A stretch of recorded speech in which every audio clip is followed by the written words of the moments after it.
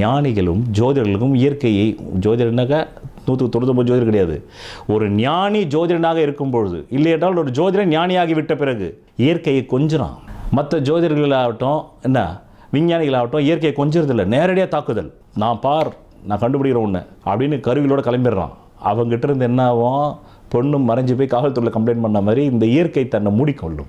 இதே பெண் தன்மை உள்ளது தான் இயற்கை. அதாவது இயற்கை அன்னைன்னு சொன்னோம், இயற்கை தந்தைன்னு சொல்லலை, மதர் லாங்குவேஜ்னு சொன்னோம், மதர் டங்குன்னு சொன்னோம், ஃபாதர் டங்குன்னு சொல்லலை. காரணம் என்றால் முதல் மொழி தாயிடமிருந்து தான் இந்த குழந்தை கற்றுக்கொள்கிறது. அதனால தான் எல்லாமே மதர்லேண்டு தான், மதர் டங்கு தான். அந்த மாதிரி தான் இயற்கையை எந்த ஒரு ஆத்ம ஞானம் பெற்ற ஜோதிடனாக இருந்து அவன் கொஞ்சுகின்றோனோ அப்போது இயற்கை தன் ரகசியங்களை அவிழ்த்து காட்டும். இதுக்கு கணிதமும் பேப்பரும் பேனாவும் புக்கும் மட்டும் பத்தாது. ஆத்மா, உயிர், அந்த உயிர் என்னன்றதே 99% மக்களுக்கு தெரியாது. அது ஞானிகள் உணர முடியும். அதனால தான் குர்ஜீஃப் என்ற ரஷ்ய நாட்டு தத்துவவாதி சொன்னார், மனிதன் பிறப்புரிமையாக ஆத்மாவை பெற்று பிறக்கவில்லை, அதை அவன் இறப்பதற்குள் தேடி கண்டுபிடிக்க வேண்டும்.